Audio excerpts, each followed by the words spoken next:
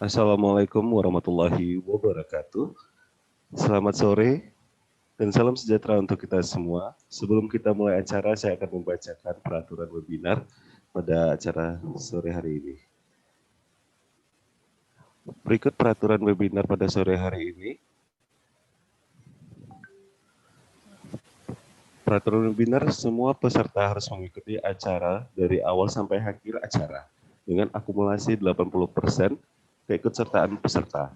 Peraturan kedua, mengisi link absensi yang akan di-share pada pertengahan acara, mengisi link survei yang akan di-share pada akhir acara, dan mengisi pertanyaan diskusi melalui kolom Q&A. Saya ingatkan sekali lagi kepada seluruh peserta untuk mengikuti acara webinar dari awal sampai akhir acara dengan akumulasi 80% keikutsertaan peserta, mengisi link absensi yang akan di-share pada pertengahan acara, mengisi link survei yang akan di-share pada akhir acara, dan mengisi pertanyaan diskusi melalui kolom Q&A.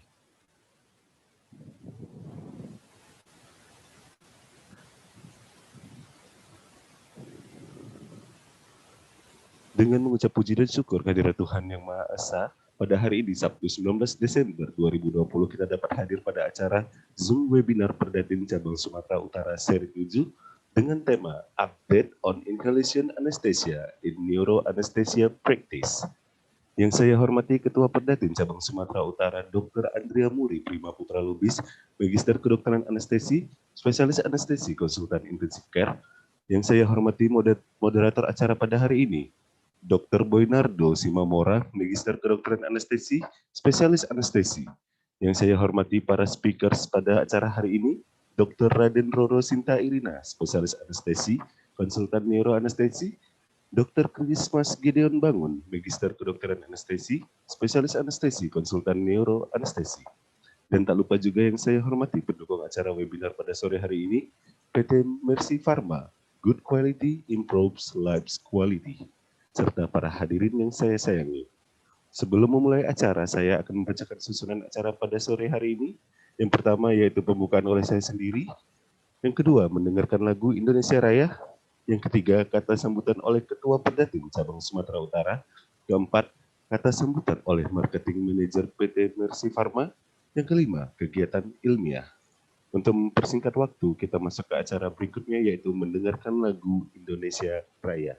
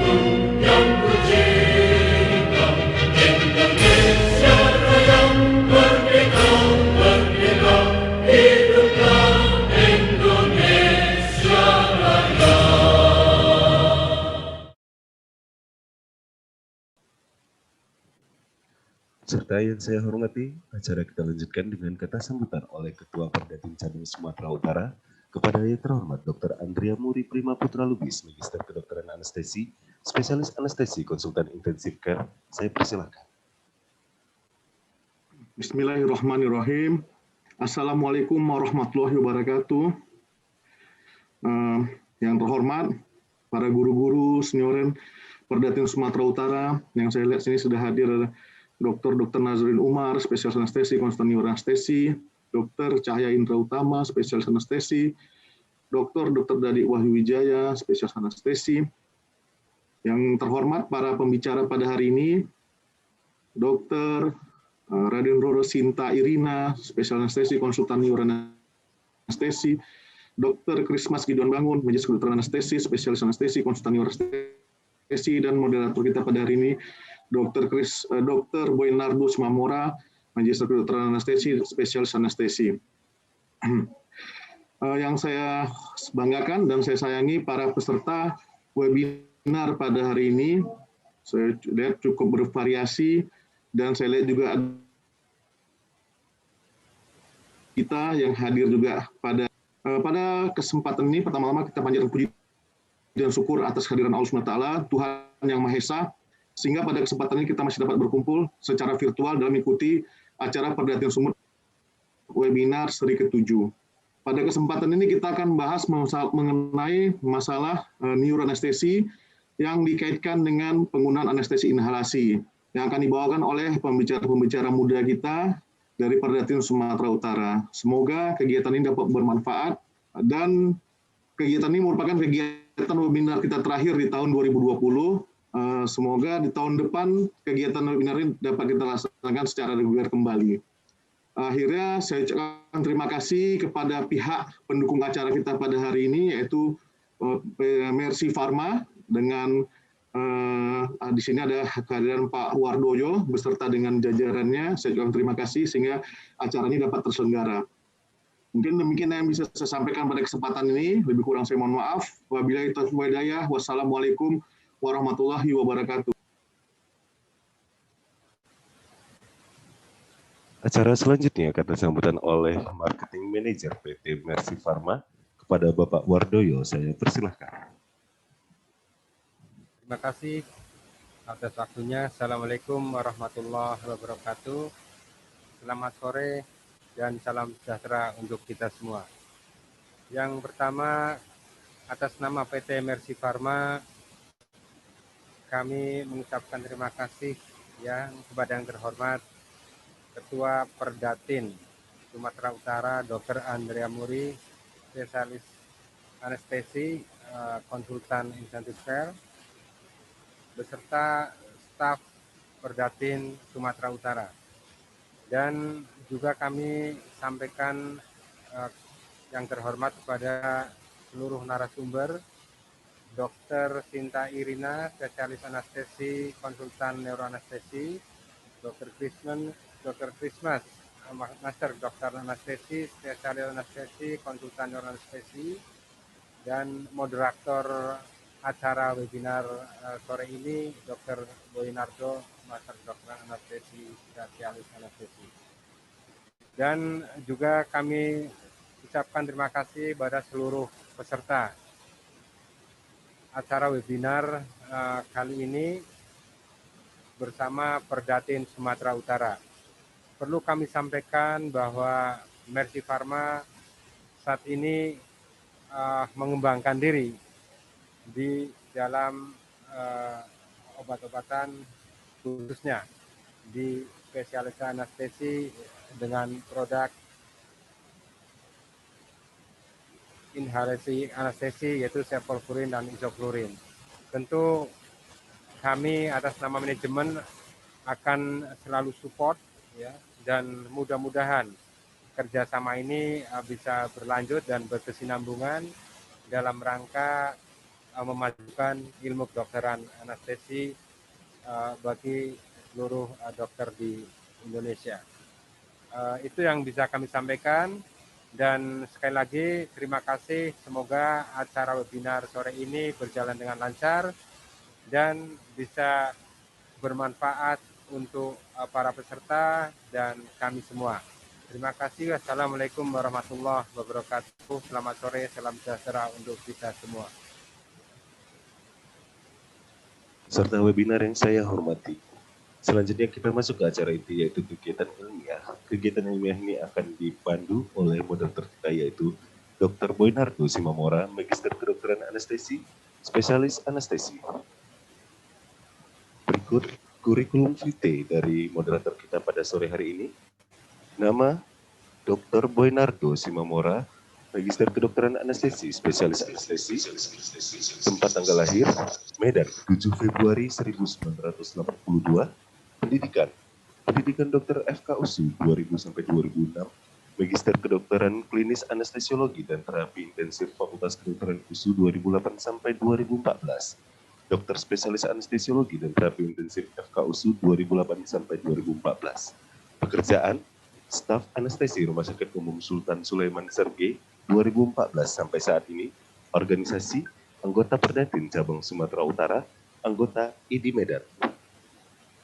Kepada yang terhormat, Bapak Dr. Boynardo Simamora, Magister Kedokteran Anestesi, Spesialis Anestesi, sebagai moderator saya persilakan dengan hormat. Ya, terima kasih. Selamat sore, salam sejahtera untuk kita semua. Hari ini akan dibawakan dua pembicara mengenai anestesi inhalasi sehubungan dengan neuroanestesia. Jadi pembicara pertama adalah Dr. Raden Roro Sinta Irina, SPAN, konsultan neuroanestesia. Beliau lahir di Medan tanggal 27 September tahun 76, menyelesaikan pendidikan dokternya dari FKUSU tahun 2002, menyelesaikan pendidikan spesialisnya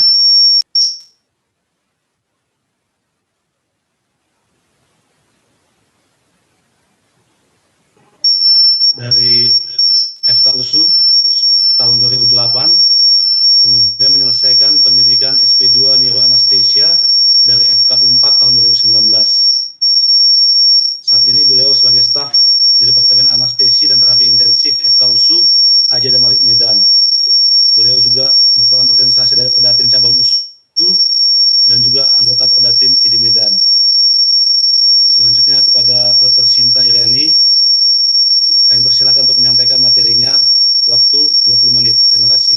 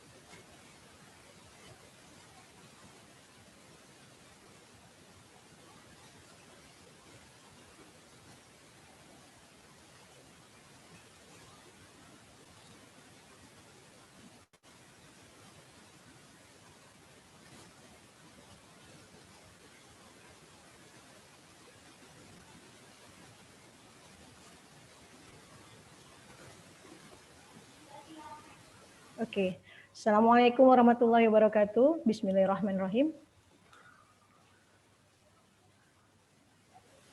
Sudah bisa dengar ya? Alhamdulillah sore ini kita bisa bertemu walaupun secara online. Kita masih diberi kesehatan di era pandemi ini. Dan sore ini saya mengajak teman-teman sekalian untuk sekedar reminding tentang isofluran. Jadi saya ingin berbincang-bincang sedikit dan reminding tentang isofluran in perspektif neuroanestesi. Next. Seperti kita ketahui bahwa otak hanya beratnya 2% dari berat badan dan hanya 20% dia membutuhkan oksigen consumption dari seluruh oksigen seluruh tubuh. Dan cerebral blood flow pada normalnya itu yang diperlukan 45 sampai 50 cc per 100 gram per menit. Dan untuk menjalankan fungsinya brain memerlukan aliran darah ya untuk mengalirkan oksigen substrate di otak dan juga glukosa untuk sebagai metabolisme di seluler. Next.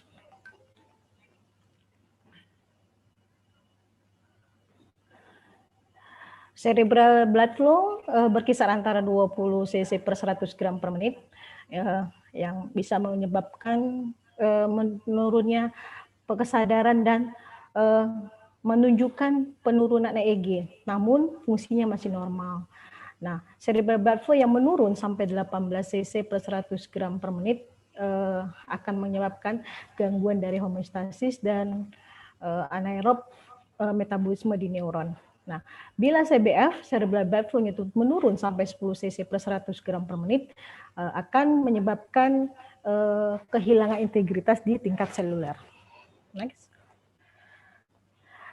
Seperti yang kita ketahui, ya masalah doktrin Monro-Kelly ya merupakan suatu kesatuan antara 3 kompartemen, yaitu antara brain volume, pembuluh darah, dan volume CSF.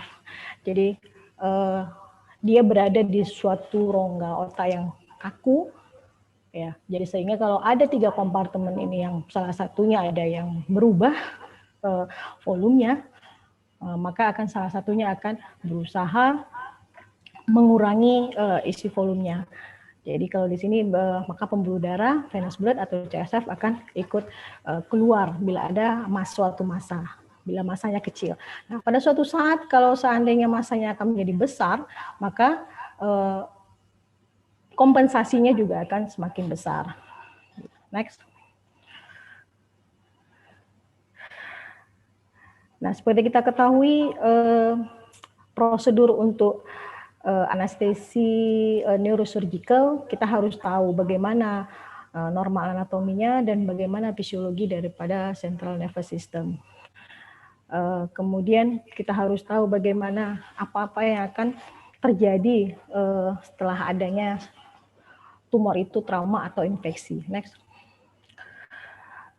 Kemudian kita harus bisa mempertahankan cerebral perfusion pressure yang adekuat dengan cara dengan balance anesthesia dan dengan induksi yang smooth. Ya, dan apa-apa yang harus bisa kita atasi pada saat itu. Next. Dan kita mencegah agar jangan terjadi hipertensi intrakranial dan memberikan kondisi lapangan operasi yang baik bagi operator.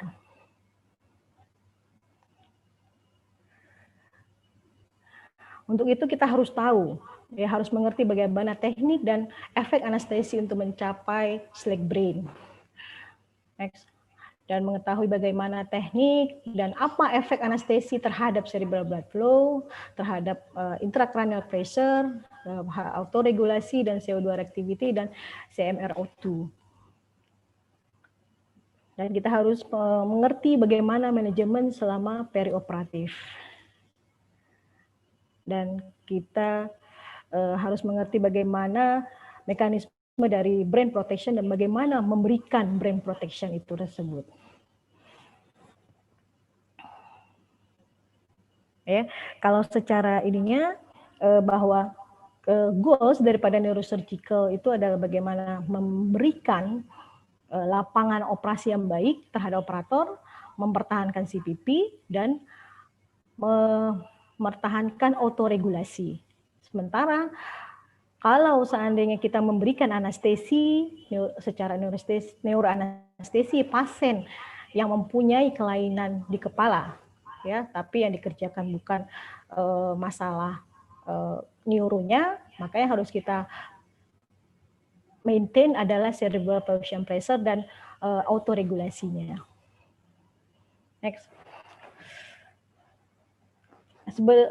Seperti kita ketahui, metabolisme brain ini tergantung daripada pasukan daripada oksigen, ya, dan dia tergantung daripada pasukan daripada glikogen. Dan di brain tidak bisa menyimpan glikogen terlalu lama, ya, tidak ada pasokan glukosa yang lama. Jadi sehingga dia bergantung pada pasukan oksigen. Kalau seandainya oksigennya itu berkurang, maka pirufat yang di sini yang terganggu. Nah, berapa banyak pirufat ini yang terbentuk, maka tergantung daripada pasokan oksigennya. Andaikan dia terjadi iskemi, maka akan terbentuk metabolisme anaerobik. Ini yang kita cegah, jangan sampai terjadi metabolisme anaerobik. Next. Nah, samping itu juga daripada cerebral blood flow itu juga dipengaruhi oleh tekanan pembuluh darah oleh otak yang dipengaruhi oleh CO2 dan PO2, di mana kita ketahui bahwa semakin tinggi PO2 maka terjadi vasodilatasi, sehingga cerebral blood flow juga akan semakin tinggi, ya. Jadi dan dia bersifat linear, ya. Nah, begitu juga dengan PO2. Kalau seandainya dia terjadi hiperoksia, maka cerebral blood flow-nya juga akan tinggi. Nah, ada zona CO2 reactivity di antara 20 sampai 60. Di sinilah yang harus kita jaga, ya. Mungkin teman-teman ini sering melihat grafik ini, saya hanya sekedar mengingatkan reminding bahwa yang harus kita jaga adalah di batas-batas normalnya ini, supaya untuk menjaga tetap cerebral blood flow. Next. Ya, cerebral blood flow juga berkaitan dengan mean arterial pressure, ya. Di antara 50 sampai 150 autoregulasi ini tetap terjaga, ya, normal autoregulation. Sehingga kalau di bawah MAP-nya di bawah 50 CBF, maka CBF-nya akan semakin kecil, maka terjadi kolaps. Sebaliknya juga di atas 150 maka CBF akan semakin meningkat. Next. Sehingga yang kita jaga adalah autoregulasi, di mana kita harus menjaga PO2 dan CPP-nya agar tetap dalam range yang normal. Oke, next. Nah, untuk apa semua kita jaga itu? Ya, salah satunya adalah untuk mendapatkan outcome yang baik. Jadi outcome di neuroanestesi itu adalah ada beberapa pengukuran. Ya, jadi secara short to medium term outcome in neuroanestesi. Jadi pengukurannya bisa cerebral blood flow, ya. Kita bisa pakai TCD, ya. Kemudian cerebral metabolic rate of CMRO2, ya. Mungkin kita bisa pakai pengukurannya bisa direct atau continuous. Mungkin lebih sulit tapi tetap bisa kita lakukan, ya. Kemudian intracranial pressure, mungkin kita bisa pasang alatnya, ya, pakai invasif. Kemudian systemic arterial blood pressure, ya, tergantung daripada CPP-nya. Kemudian lihat ketika brain relaxation selama craniotomy, yaitu short term-nya. Jadi bisa kita lihat apa hasil dari neuroanestesi yang kita lakukan itu. Terus next. Nah, yang paling terpenting adalah cerebral blood flow, ya, di awalnya. Next. Terus next. Nah, setelah itu quality daripada recovery setelah anestesi. Apakah setelah kita lakukan neuroanestesi kualitasnya jadi baik nggak? Pasiennya jadi bangun nggak gitu, ya? Jadi pengukurannya, ya, waktu ketika buka mata atau waktu ketika ekstubasi. Kita bisa juga memakai Aldrich score. Atau early cognitive function, kita bisa pakai MMSE atau yang lainnya. Ya, kemudian apakah ada post-operative complication selama initial hospital stay-nya? Apakah misalnya ada pneumonia atau ada penurunan kesadaran atau ada kejang dan lain sebagainya. Dan atau apakah berapa lama hospital length of stay, berapa lama pasien itu berada di hospital itu. Next. Ya, next. Nah, kalau secara long term, kita outcome-nya itu kita melihat basic neurologic outcome. Ya, kita bisa pakai GOS, ya, kemudian global neurologic outcome, bisa pakai composite outcome measure, ya, yang lainnya, pakai neurological assessment, ya, kemudian disability free survival, apakah pasien itu bisa dia mandiri, ya, kemudian atau disease free survival karena penyakitnya itu dia bisa survive nggak atau dengan quality of life-nya, dan kemudian disease specific outcome, bagaimana penyakit khususnya itu gitu. Jadi tergantung di mana letak kelainan neurologisnya itu, ini secara long term. Nah, dengan kita memberikan neuroanestesi, kita mengharapkan outcome ini semakin baik gitu ya. Bukan hanya sekedar pasien bisa buka mata dari GCS 7, kemudian kembali balik modal jadi 7, tapi kita ingin pasien yang kita bius GCS 7 itu menjadi GCS 15. Atau GCS 15 tetap GCS 15 tanpa ada gangguan memori dan sebagainya, ataupun gangguan kognitif. Next. Nah, untuk mencapai itu tentulah seperti tadi ada outcome cerebral blood flow, ya. Nah, selama ini yang kita sudah pernah pakai isofluran, ya. Isofluran ini sudah ada sejak kurang lebih 20 tahun ya. Kalau di Sumatera, di Medan khususnya, setahu saya sudah ada 20 tahunan, ya. Jadi kalau kita lihat fisiologi dari cerebral blood flow dan CMRO2-nya pada isofluran pada 1 MAC, ya, dia masih belum begitu meningkatkan CBF, ya, kalau memang dibandingkan dengan pasien yang awake, yang bangun, dia pasti akan lebih tinggi. Tapi ketika dia 2 MAC, ya, tentu cerebral blood flow-nya semakin meningkat, sehingga kita tidak bisa memakai isofluran lebih dari 1,5 MAC. Kalau di sini 1 MAC masih dalam batas normal. Next.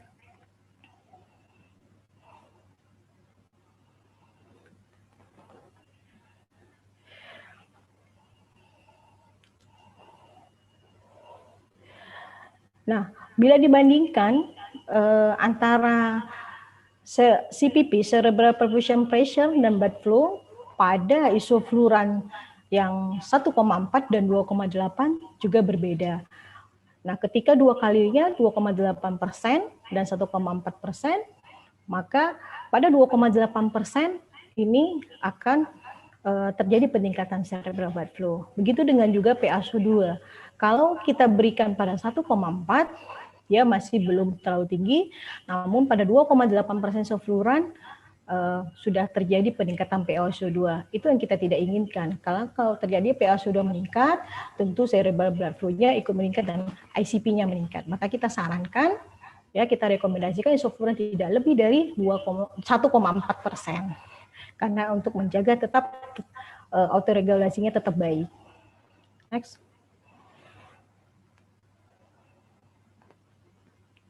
Nah, bila dibandingkan isofluran dengan obat inhalasi lainnya, ya, isofluran dengan pada cerebral blood flow dia bisa meningkat, ya, ataupun tidak, tergantung berapa MAC-nya, dan terhadap CMRO2-nya dia akan bisa menurunkan, ya, hampir sama dengan sevofluran dan desfluran. Kemudian dengan untuk intrakranial dia hampir tidak menaikkan atau hanya menaikkan sedikit, hampir sama dengan isofluran, sevofluran, maaf. Next. Nah, sebenarnya Isofluran ini sendiri sudah dipakai sejak tahun 92. Jadi sudah ada teknik tribalance anestesia teknik ya, memakai thiopental sodium dan sopental atau fentanyl dibandingkan dengan inhalasi daripada isofluran. Yang didapatkan adalah bahwa isofluran ini lebih sedikit ya, sehingga dapat kita katakan isofluran itu ya, dari ini kita dapatkan lebih kecil ya, maka kesimpulannya adalah isofluran itu appropriate untuk craniotomy. Ini di penelitian dari sejak pada tahun 1992. Jadi dengan kata bahwa isofluran ini sudah sejak lama diakui sebagai agen inhalasi yang bisa dipakai untuk craniotomy. Ya. Kemudian ada juga penelitian bahwa isofluran mempercepat onset daripada perfusion oxidatif ya pada hipoksi ischemic brain injury. Ya, ini penelitian di tahun 2015 kalau nggak salah ya, dengan kesimpulannya bahwa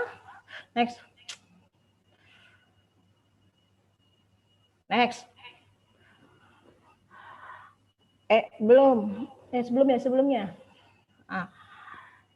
hanya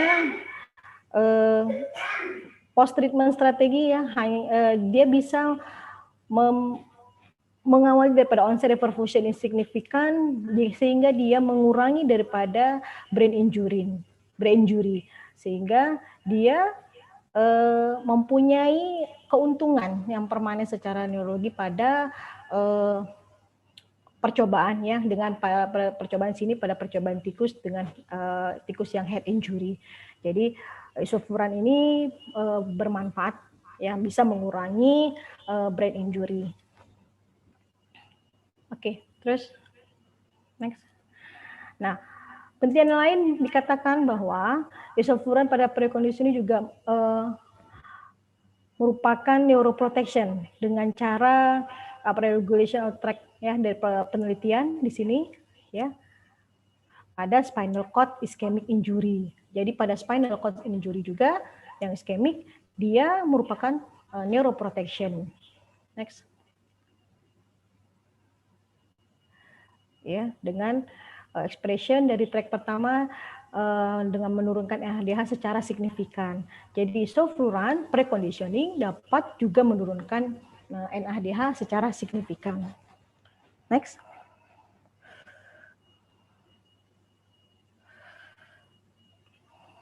Sama ya, ini juga secara lebih besar pada grup A dan B, jadi secara preconditioning dan post-conditioning juga bisa sebagai neuroprotection. Nah, isofluran juga memberikan neuroprotection pada hipoksi ischemic brain injury dengan mencegah terjadinya apoptosis. Ya, jadi dia merupakan, kalau dilihat di sini dia menurunkan terbentuk aspartat dan glutamat, sehingga dia merupakan neuroprotection dengan mencegah terjadinya apoptosis ya, kematian sel. Ya, pada jadi hipoksia group aspartat utama concentration perfusion meningkat 1,32 dan 1,2 secara respektif ya tabelnya ini, dan dengan pemakaian isofluran mengurangi hipoksia yang karena adanya aspartat dan glutamat sehingga mencegah terjadinya excitatory toxicity GABA ya sebagai neurotransmitter pada CNS. Oke, next.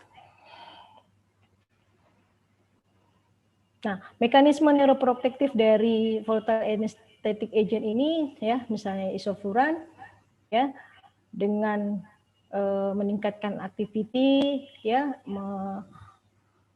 memperbaiki CBF, mengurangi CMRO2 ya, kemudian mengurangi katekolamin CNS ya, yang akhirnya akan mengurangi tissue loss, akhirnya akan memperbaiki daripada outcome neurologinya. Jadi dia mempunyai neuroprotektif juga. Next. Nah, bila dibandingkan neuroprotektif efeknya isofluran dan sevofluran pada cerebral ischemia hampir sama.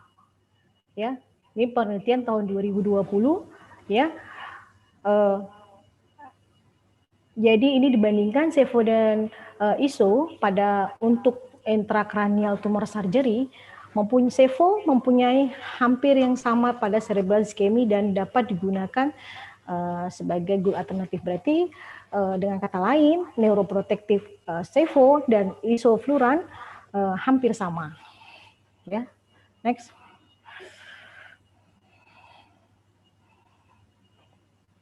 Nah, ini juga penelitian lain yang mengatakan bahwa neuroprotection ya diberikan oleh isofluran pada keadaan preconditioning dan post conditioning dengan cara menekan apoptosis pada head injury ya, pada neural injury-nya.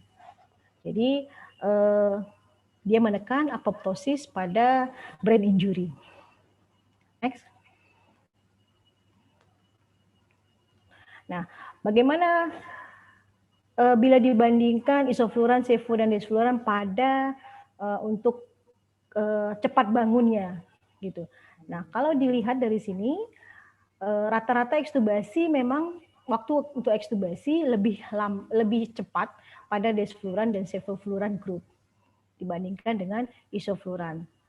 Gitu. Namun, kalau dibandingkan dengan untuk yang masalah lainnya, untuk bradikardi, takikardi, dibandingkan dengan isofluran, ya, dia hampir sama. Ya, jadi memang untuk cepat bangunnya, ya, lebih cepat pada sevo dan desfluran. Nah, ini kita perlu untuk pasien-pasien yang after craniotomy untuk tumor-tumor supratentorial yang kita ingin melakukan cepat ekstubasi gitu. Mungkin isofluran kita harus perlu menunggu lebih lama dibandingkan dengan desfluran dan sevofluran. Next.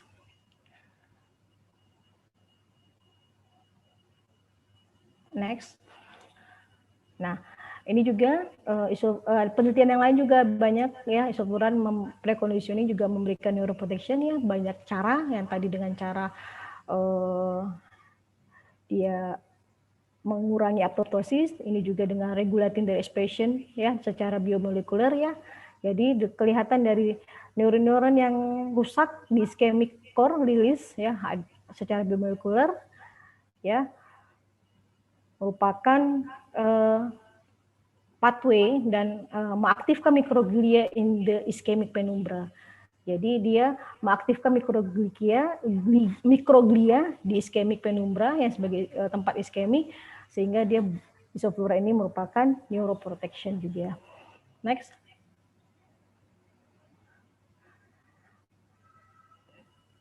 Nah, kalau efek dari anestesi ya di cerebral valve, metabolisme neuroprotection ya.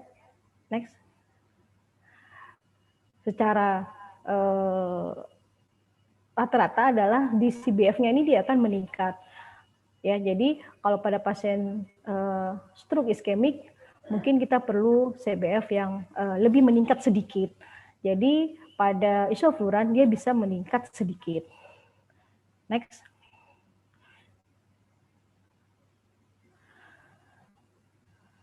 Ya, ini jadi regulasi pada CBF untuk meyakinkan bahwa delivery oksigennya akan tetap terjaga untuk mencegah terjadinya irreversible ischemic injury. Ini penelitian pada pasien-pasien yang stroke ischemic. Next. Next. Nah, jadi memang banyak penelitian isofluran itu rata-rata untuk neuroprotection, ya. Ini pada hipoksi ya sama tadi, ini hipoksi ischemic brain injury ya, dengan cara banyak beberapa ada yang pada SAH, kemudian ada beberapa kelainan lainnya misalnya ICH, traumatic brain injury, rata-rata merupakan juga isofluran memberikan neuroprotection. Oke, next.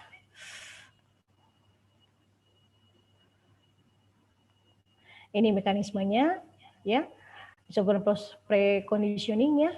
akhirnya dia memberikan perubahan neurologis yang lebih baik. Ya, jadi ada kemungkinan dengan pemberian isofluran secara klinis, ya, menjanjikan bahwa dia lebih baik, ya, dan mempunyai benefit yang lebih baik tidak hanya untuk neonatal brain injury, tapi untuk penyakit-penyakit lainnya, misalnya yang berhubungan dengan hipoksia dan iskemia. Next. Nah, pada SAH juga dia isofluran memberikan efek yang baik, ya. Jadi ada percobaan pada SAH, ya, operasi obliteration neurisma dengan jalan anestesi, ya, tapi tidak ditreat SAH-nya. Nah, ternyata dia punya efek, dia bisa memberikan memperbaiki outcome daripada SAH tersebut dengan cara brain injury-nya dikurangi. Next. Nah, ini penelitiannya, ya. Jadi dia mempunyai neuroprotective effect yang hampir sama pada 2% isofluran dan 3% sevofluran, ya. Jadi penelitian ini menemukan bahwa isofluran 2% dan 30% sevofluran itu secara signifikan akan menghambat EBI ini, ya, dari penelitiannya ini, sehingga menekan post SAH apoptosis. Jadi dengan cara menekan apoptosis pada SAH akan memperbaiki neurological outcome-nya. Next. Nah, sebagai kesimpulan, ya, isofluran pada 1,4 MAC, ya, tidak akan meningkatkan cerebral blood flow, ya, dan sehingga tidak akan meningkatkan intracranial pressure dan juga mempunyai efek neuroprotective effect. Nah, isofluran juga akan mempercepat reperfusion secara signifikan yang akan mengurangi brain injury sehingga mempunyai neurological benefit, ya. Dan akhirnya isofluran bisa menjadi suatu pilihan pada clinical practice kita pada neurosurgical anesthesia ataupun neuroanestesia, ya. Apalagi di era BPJS ini kita mungkin harus berpikir masalah harga, di mana yang kalau memang tidak tersedianya sevofluran, isofluran masih bisa kita pakai untuk neurosurgical ataupun neurosurgical anestesia ataupun neuroanestesia. Mungkin begitu dari saya, ya. Terima kasih.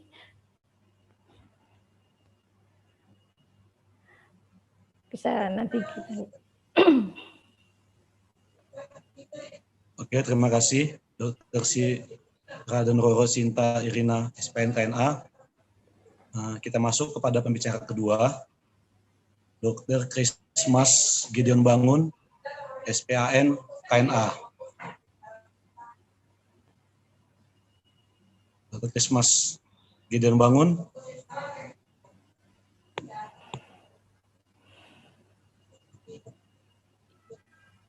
Merupakan alumni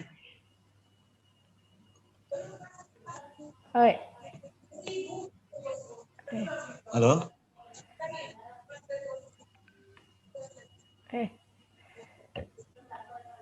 Dari FKUI, FKUSU-nya, kemudian menyelesaikan anestesinya dari FKUSU selesai tahun 2013. Kemudian beliau melanjutkan spesialisasi konsulen 2-nya, peminatan neuroanestesia, dan menyelesaikan tahun 2020, tahun ini, dari Fakultas Kedokteran Universitas Pajajaran Bandung.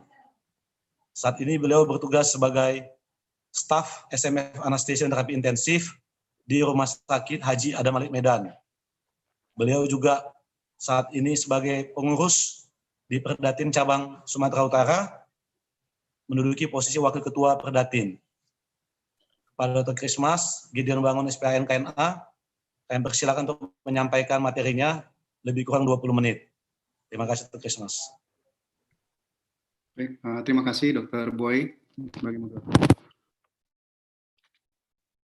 Ini suara saya cukup jelas ya? Jelas, jelas. Ya, terima kasih. Selamat sore dan salam sejahtera bagi kita semua. Slide-nya, tolong.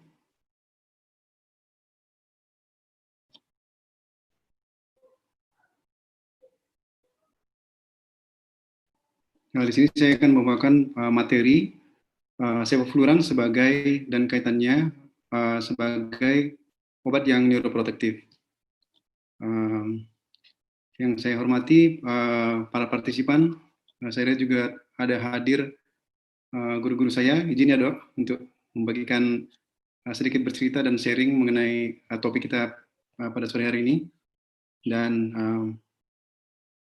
sebagai kita ketahui bahwa sevofluran adalah obat yang sering kita pakai, yang digunakan sehari-hari.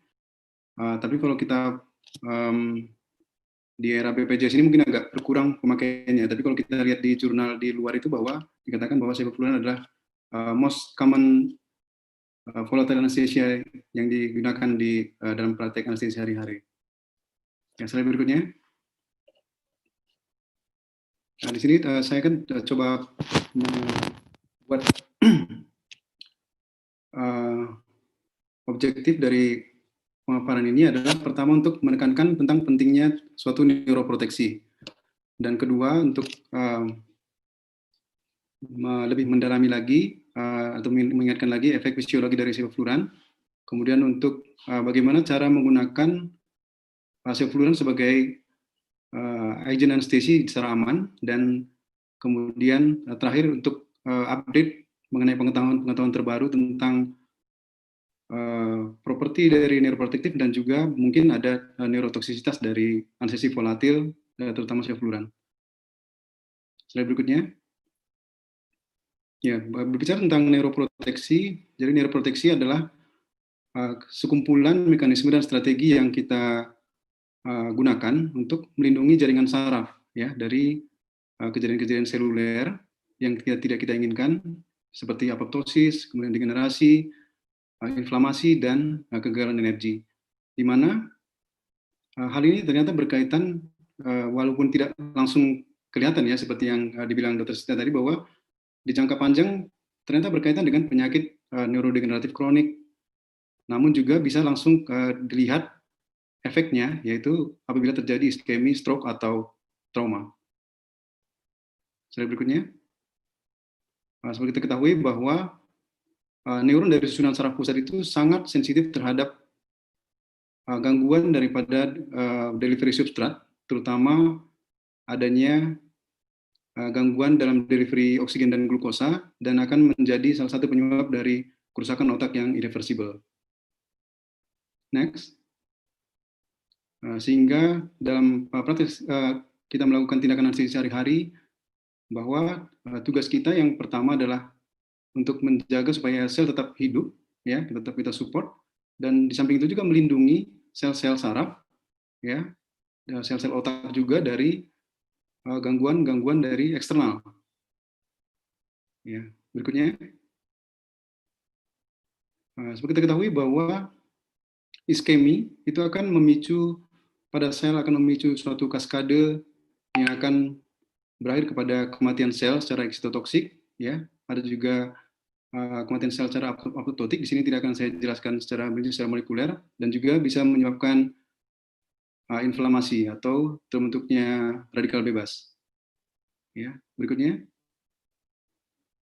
Nah, kapan saja kejadian iskemi itu bisa terjadi dalam suatu tindakan dalam duranto operasi ya. Jadi kalau kita perhatikan bahwa iskemi itu bisa terjadi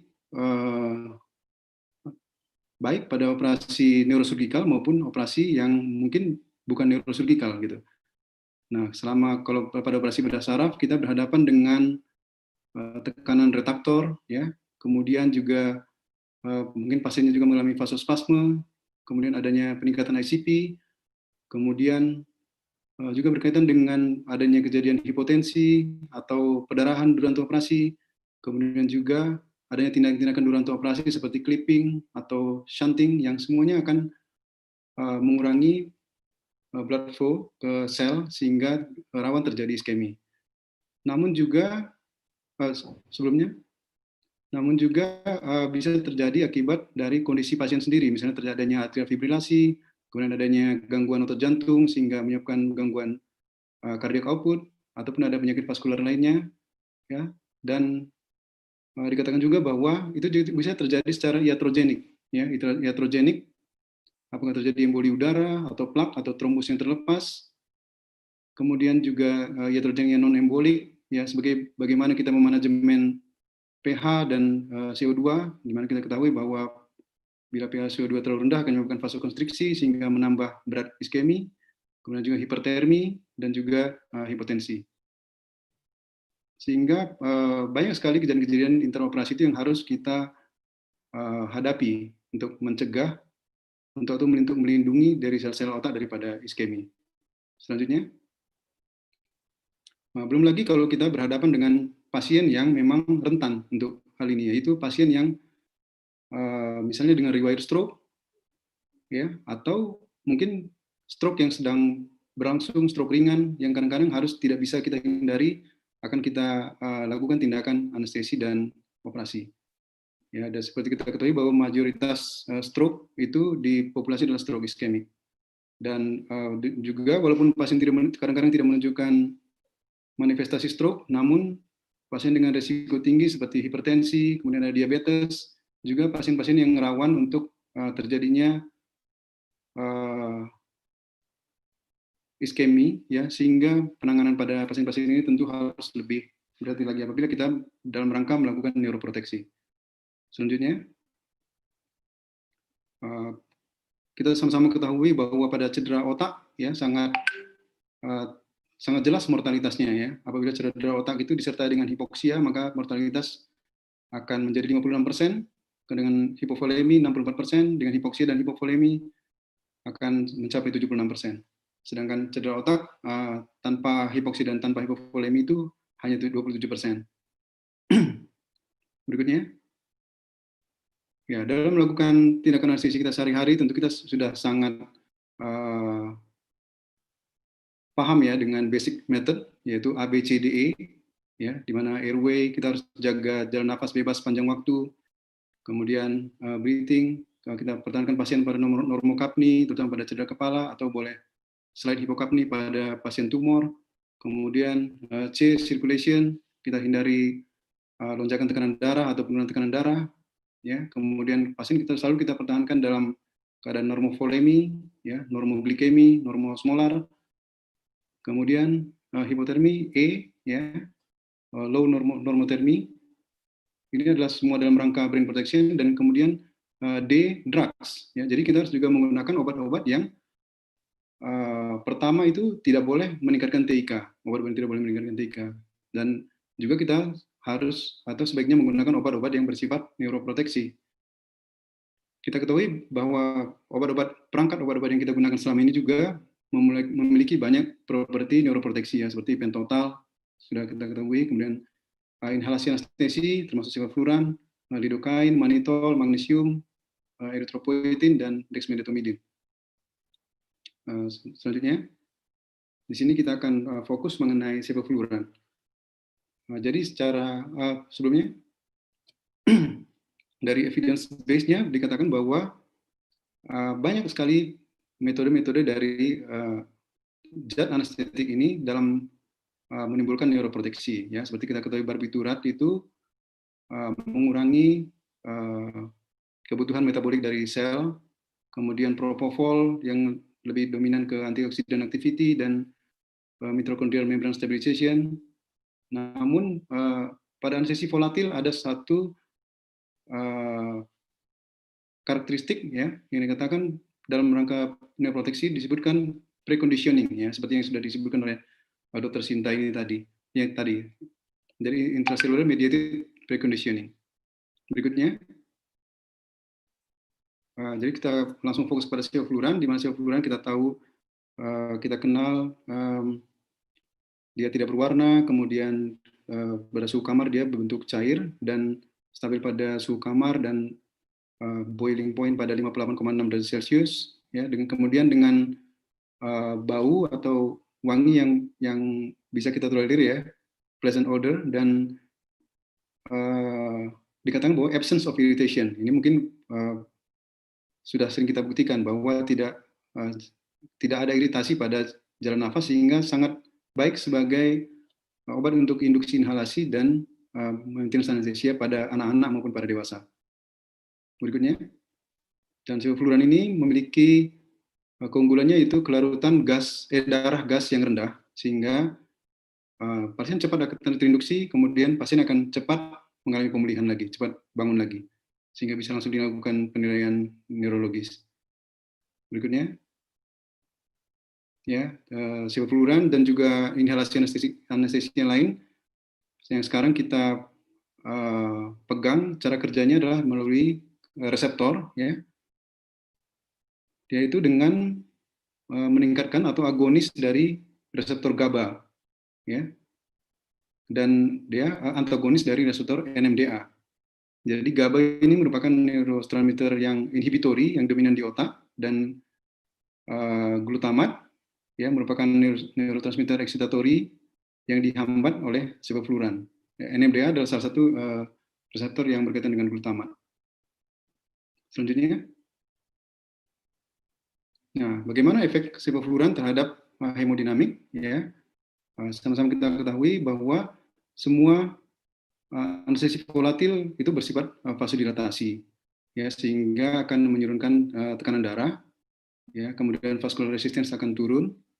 Namun dari potensi, ya, dari vasodilating potensi ini bisa kita lihat bahwa halotan itu yang paling vasodilatasi, kemudian setelah itu enfluran, kemudian desfluran itu hampir sama dengan isofluran, dan yang paling rendah vasodilatasinya yaitu sevofluran. Kemudian juga ada efek lain, ya, seperti kalau kita perhatikan dari antara anestesi volatil yang isofluran itu bisa menyebabkan takikardi, ya, pada MAC yang tinggi. Dan halotan sudah tidak digunakan lagi karena banyak kekurangannya, yaitu hepatotoksik, kemudian ada sensitasi terhadap otot jantung terhadap epinefrin yang tidak disukai. Ya, berikutnya. Nah, semua anestesi volatil akan menurunkan CMR2, ya, walaupun tidak sebaik dari anestesi intravena. Ya, berikutnya. Nah, kemudian kita ketahui juga bahwa efek sevofluran pada sirkulasi cerebral, autoregulasi, kemudian reaktivitas terhadap CO2 tadi juga sudah dijelaskan Dr. Sinta bahwa akan tetap dipertahankan pada satu MAC. Berikutnya. Nah, di sini yang penting kita perhatikan bahwa adalah coupling antara CMR dan CBF, ya, cerebral metabolic rate dan cerebral blood flow. Di mana CMR dan CBF ini sangat berkaitan erat di dalam fisiologi cerebral. Apabila CMR meningkat, maka biasanya akan diikuti oleh CBF yang meningkat. Begitu CMR turun atau konsumsi oksigen otak turun, maka CBF pun akan turun. Nah, slide berikutnya. Jadi semua anestesi inhalasi itu akan menyebabkan penurunan yang paralel dari CMR dan CBF, sehingga akan menurunkan metabolisme cerebral dalam sesuai dengan dosisnya, sesuai dengan dosis yang kita gunakan. Nah, namun netnya adalah bahwa jadi disebutkan ada coupling, ya, coupling biasanya antara CMR dan CBF. Nah, penurunan CMR yang disebabkan oleh anestesi volatil akan menurunkan CBF. Namun efek dari vasodilatasi dari anestesi inhalasi itu juga akan meningkatkan CBF. Nah, sehingga coupling ini akan bergantung pada dosis atau MAC dari anestesi volatil yang kita gunakan. Nah, pada 0,5 MAC maka supresi daripada CMR itu akan lebih mempredominasi daripada penurunan CBF, ya. Nah, pada 1 MAC maka CBF akan tidak berubah. Nah, di atas 1 MAC CBF akan meningkat, ya, sehingga tidak ada lagi coupling, ya. CMR turun, dosis anestesi volatil makin tinggi, CMR makin turun, sebenarnya CBF akan makin meningkat karena makin vasodilatasi. Dan jangan kita lupa bahwa CBF yang meningkat akan meningkatkan cerebral blood volume, yang ujungnya akan meningkatkan ICP. Nah, ini tentu tidak akan kita sukai. Slide berikutnya. Kembali dulu. Kembali. Nah, yang harus kita perhatikan juga bahwa CMR dan CBF turun bersama-sama, coupling. Namun, apabila penurunan, slide sebelumnya, mundur.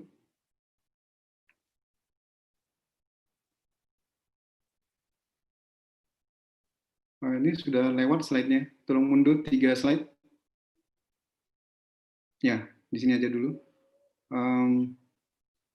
Apabila CMR turun dan CBF turun, namun apabila CBF turun jauh lebih rendah lagi, ya mungkin karena faktor misalnya hipovolemi atau ada gangguan dari CBF yang lain, ya seperti perfusion pressure, maka di sini akan terjadi iskemia. Yang itu tentu harus kita jaga. Jadi di sini kita harus memperhatikan antara keseimbangan antara penurunan CMR yang kita lakukan oleh agent yang kita gunakan dan CBF.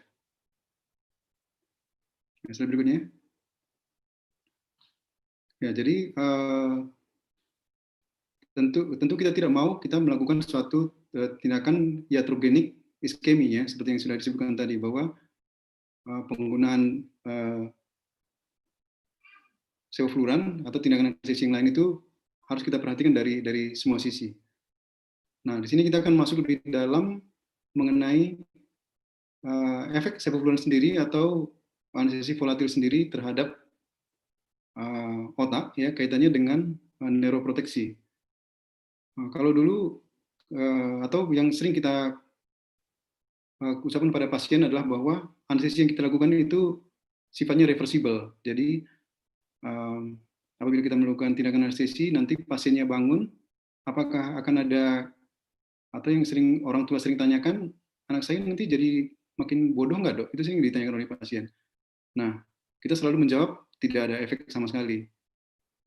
Nah, ternyata dalam dekade terakhir ini banyak sekali penelitian, ya. Ada satu penelitian di Inggris itu meneliti bahwa pada anak yang dilakukan tindakan anestesi di bawah umur 5 tahun yang lebih dari 1 kali, itu berbeda antara kemampuan belajarnya dengan anak yang hanya dilakukan tindakan anestesi misalnya 1 kali atau yang tidak pernah sama sekali.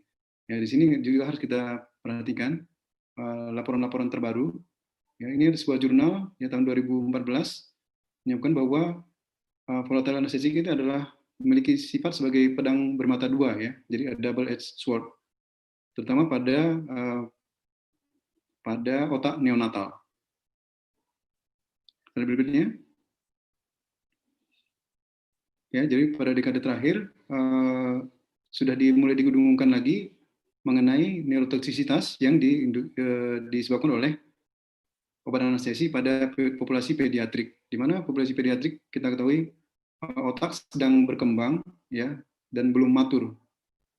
Ya, jadi dikatakan bahwa anestesi umum itu bisa melakukan neurotoksisitas, seperti juga bisa menyebabkan apoptosis, ya, neurodegenerasi dan gangguan neurokognitif jangka panjang dan gangguan perilaku.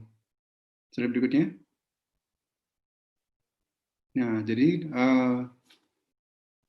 sini bisa kita lihat bahwa hipotesa volatile anestesi itu bisa menyebabkan neuroproteksi dan juga sekaligus bisa menyebabkan neurotoxicity. Ya, dengan menghambat reseptor glutamat, ya, diketahui bahwa dengan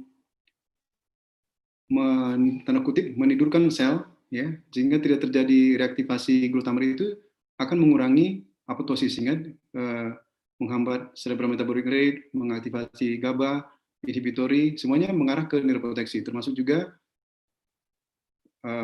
pembentukan upregulasi daripada antioksidan, ya. Nah, namun juga glutamat itu suatu neurotransmitter yang pada perkembangan bayi, ya, perkembangan otak yang belum matur itu glutamat adalah satu neurotransmitter yang penting untuk perkembangan otak. Jadi dengan melakukan anestesi dengan menghambat glutamat, dihipotesakan bahwa bisa akan menginhibisi perkembangan sel. Namun semuanya penelitian ini masih dilakukan secara in vitro, ya, pada manusia belum ada laporannya.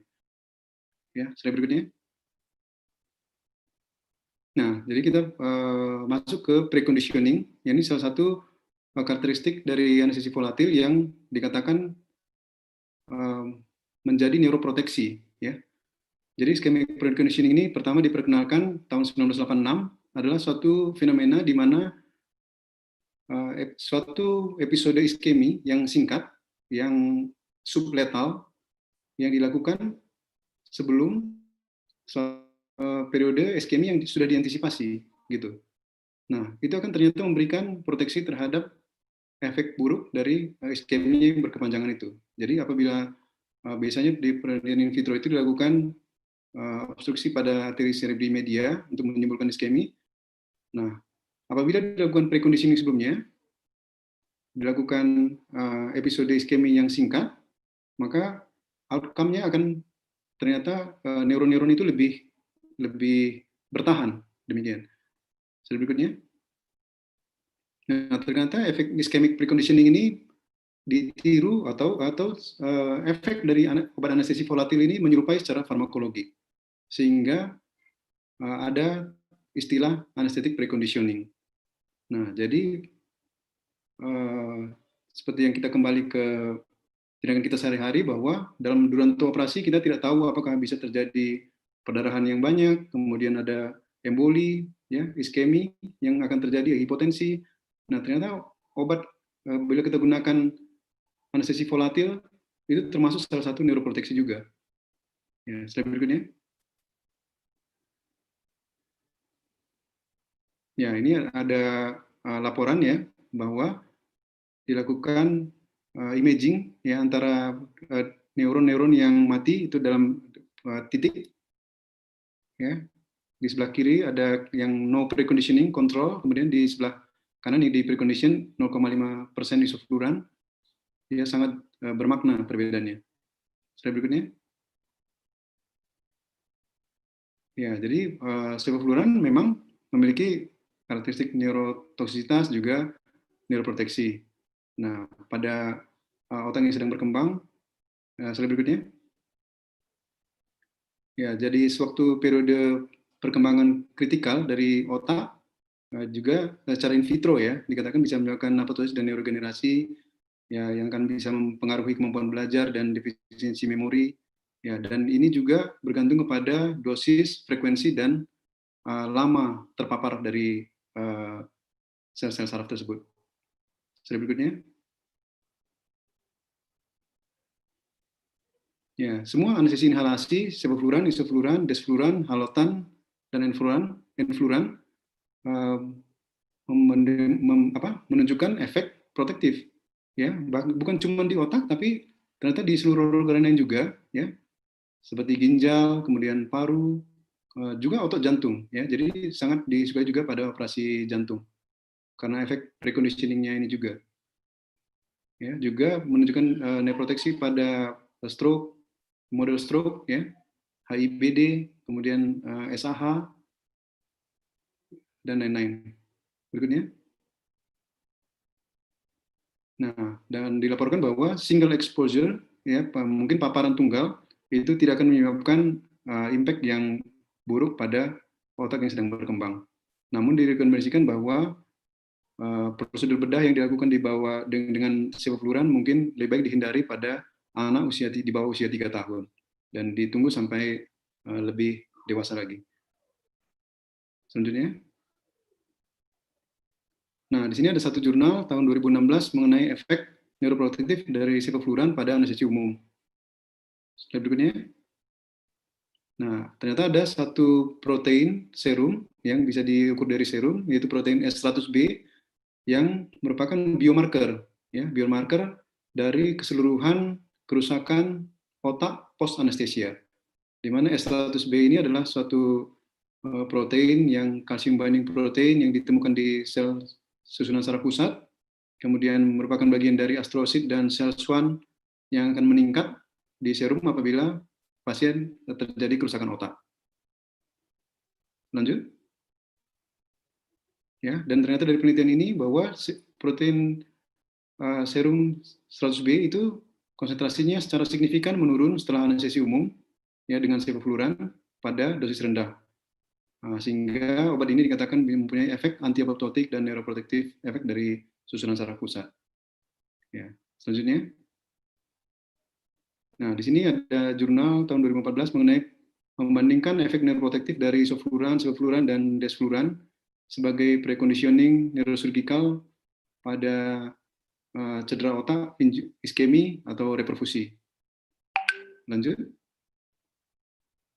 Nah, dikatakan bahwa neuroproteksi dari sevofluran preconditioning itu memiliki banyak efek, ya, modifikasi dari transporter glutamat, kemudian menginhibisi kebocoran mitokondria, kemudian resistensi terhadap eksitositas, yang menghambat inflamasi, kemudian juga meningkatkan lipid peroksidasi, ya, menghambat lipid peroksidasi otak, kemudian juga menghambat apoptosis, ya, mengurangi stres oksidatif dan mempertahankan stabilitas mitokondria membran. Berikutnya. Namun dari obat anestesi volatil yang lain, sevofluran memiliki beberapa keuntungan seperti kurangnya iritasi pada jalan nafas. Ya, ini yang paling disukai. Kemudian onset yang cepat dan pemulihan yang cepat. Kemudian hemodinamik yang lebih stabil daripada anestesi inhalasi poten yang lain. Sehingga hal ini mungkin menjadi keunggulan daripada sevofluran. Lanjut. Ya, kita kembali bahwa tidak ada obat anestesi yang aman, ya. Semuanya memiliki hal-hal yang harus kita jaga. Yang ada adalah hanya anestesiolog yang aman. Berikutnya. Jadi kesimpulannya bahwa ada memang data in vitro, ya, kemudian dan ada penelitian-penelitian mengenai anestesi volatil, ya, termasuk juga neurotoksisitasnya, ya. Namun juga ada bukti kuat akan efek neuroprotektif dari anestesi volatil terhadap iskemi dan gangguan-gangguan lain. Namun masih diperlukan banyak penelitian. Lanjut. Jadi efek neuroprotektif dan neurotoksik ini masih banyak harus dipelajari dan disarankan untuk menunda, ya, tindakan pembedahan pada anak di bawah umur 4 tahun. Ya, selanjutnya mungkin terakhir. Ya, terima kasih. Semoga bermanfaat bagi kita semua. Terima kasih. Saya kembalikan kepada moderator. Ya, terima kasih Mas Gideon Bangun, SKNA.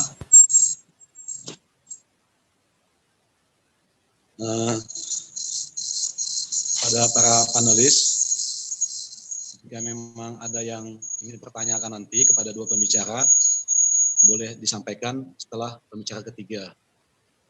Boleh melakukan via lisan atau mengirimkan dari text message.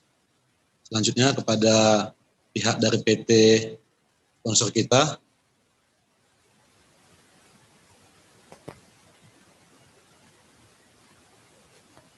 dari PT Mercy,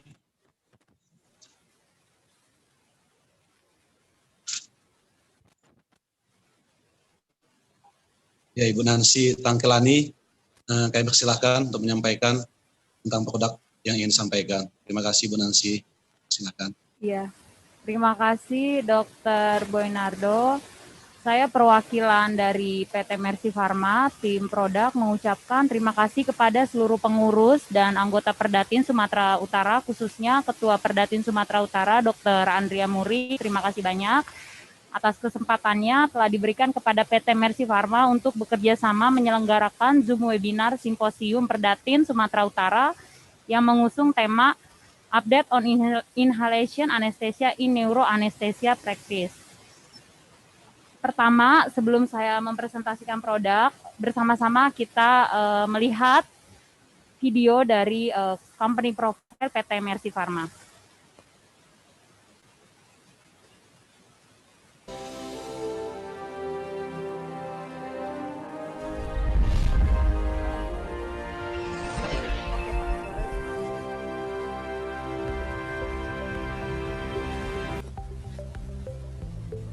Selamat datang di Mercy Pharma, Planci Kembar, Sukabumi.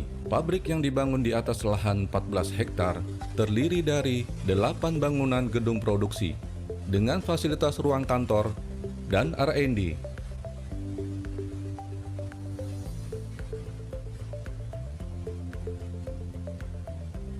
Serta dilengkapi dengan laboratorium kimia dan mikrobiologi yang modern, bertujuan untuk memenuhi kapasitas besar produksi obat-obatan. Untuk pengembangan produk, peningkatan kualitas, dan pemastian mutu produk yang dijalankan oleh SDM profesional dan berintegritas tinggi yang menempatkan mutu produk sebagai pedoman utama dalam karyanya.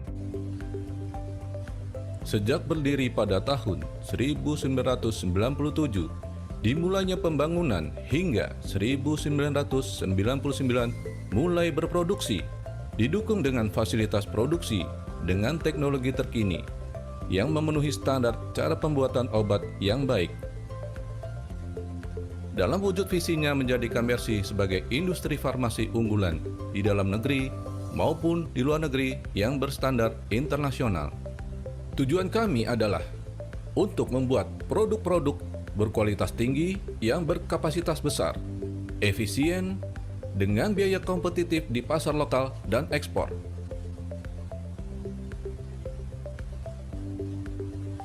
Kami bangga memiliki peralatan yang baru dan modern untuk melengkapi fasilitas canggih kami.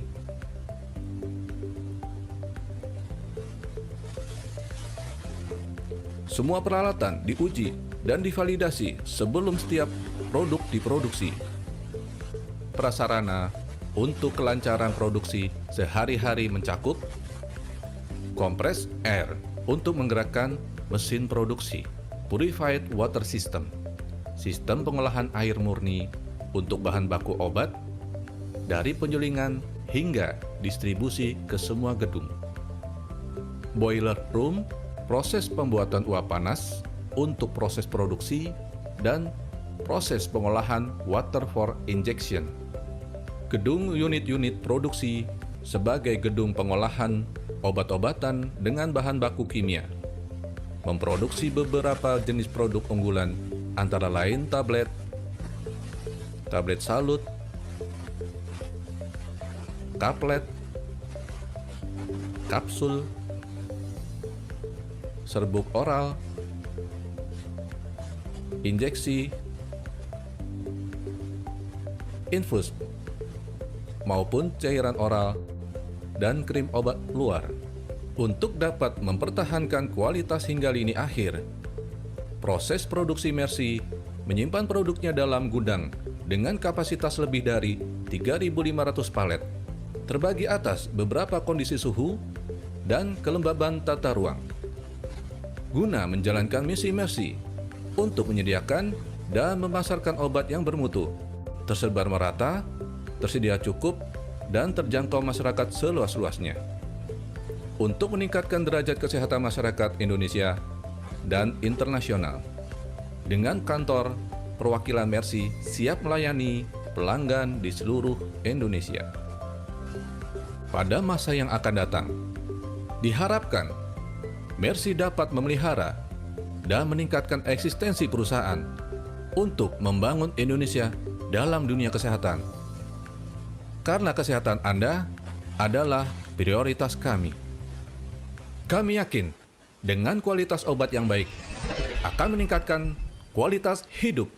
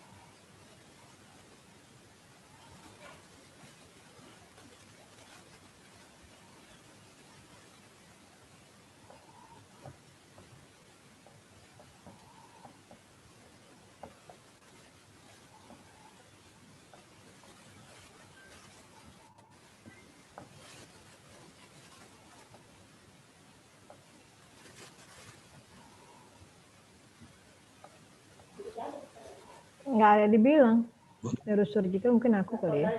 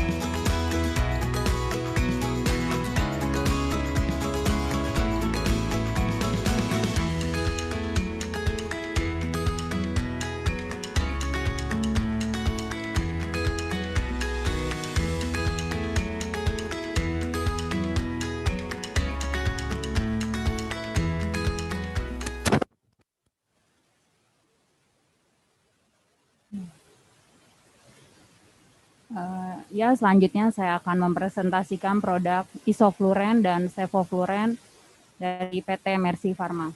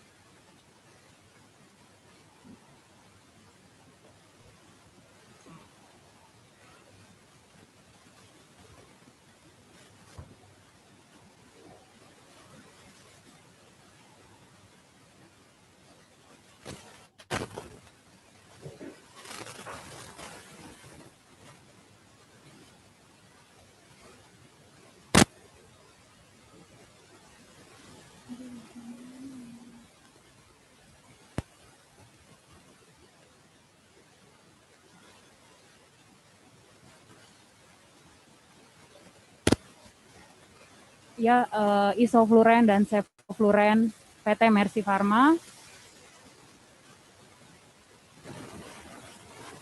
Isofluren digunakan untuk induksi dan pemeliharaan anestesi umum, menyebabkan relaksasi otot dan menurunkan sensitivitas terhadap nyeri.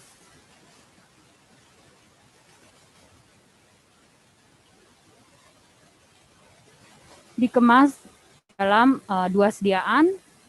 Botol 100 ml anestesi inhalasi mengandung isofluren 100 ml dan botol 250 ml anestesi inhalasi mengandung isofluren 250 ml. Sevofluren bekerja menekan aktivitas dalam sistem saraf pusat yang menyebabkan hilangnya kesadaran. Obat ini digunakan untuk induksi anestesi umum pada dewasa dan anak-anak.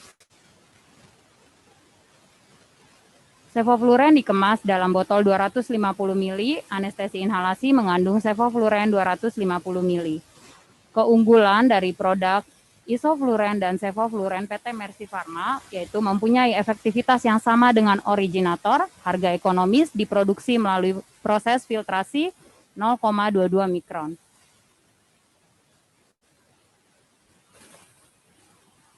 Untuk harga isofluren HNA kemasan 100 mg Rp407.145, isofluren 250 mg dengan HNA Rp745.651 dan sevofluren 250 mg dengan HNA Rp994.892.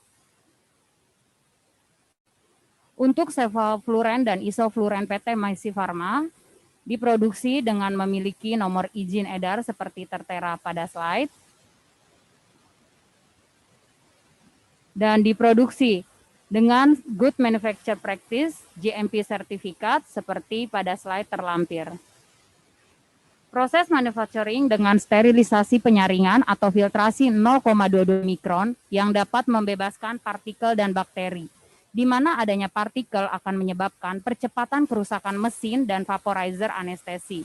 Dan saat ini, PT Mercy Pharma adalah satu-satunya industri farmasi yang melakukan proses filtrasi 0,22 mikron untuk produk isofluren dan sevofluren. Isofluren dengan tagline treatment terbaik untuk proses anestesi tidak menimbulkan efek anti-apoptotik. Dan sevofluren aman pada penggunaan anak-anak di bawah usia 2 tahun merupakan halogenasi ether yang memiliki efek induksi cepat dengan pemeliharaan yang lama. Marketing dan tim sales dari produk ISO dan Sevo PT Mercy Pharma sudah menyebar merata di seluruh Indonesia. Untuk Medan akan dibantu oleh Pak Bambang Kurniawan. Distributor yang bekerja sama dengan PT Mercy Pharma adalah Tiara Kencana, Sapta Saritama, dan UDC. Isofluren dan sevofluren PT Mercy Pharma diproduksi dengan sertifikasi GMP dengan tagline Provide Fast Induction and Long Maintenance Effect, dengan keunggulan efektivitas yang sama dengan originator, harga ekonomi, serta melalui filtrasi 0,22 mikron yang membebaskan produk dari partikel dan bakteri.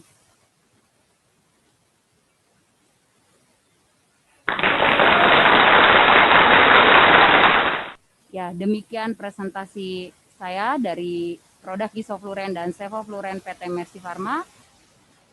Selanjutnya acara saya serahkan kepada moderator Dr. Boynardo. Terima kasih Bu Sinta. Bu Nancy, maksud Bu Nancy ya, maaf. Iya, Dokter. Jadi kita masuk kepada sesi tanya jawab. Ini ada beberapa pertanyaan sudah masuk ini melalui chatting. Yang pertama, propofol versus dexmetomidine. Mana yang lebih baik dikombinasi dengan agen inhalasi? Ini dari Dr. Yudi pertanyaannya. Mungkin bisa dijawab Dr. Krismas atau Dr. Sinta. Mana yang lebih baik? Siapa yang duluan jawab, Pak Moderator? Nah, Dr. Sinta silakan. Dr. Sinta, silakan. Oh iya, terima kasih untuk pertanyaannya. Pemilihan apakah propofol apa dexmetomidine yang kita gunakan untuk sebagai kombinasi dengan inhalasi itu semua tergantung daripada keadaan pasiennya gitu. Jadi propofol punya karakteristik sendiri, dexmetomidine juga punya karakteristik sendiri gitu. Nah, kalau dex kita harus sebagaimana kita tahu dia merupakan alpha 2 agonis ya.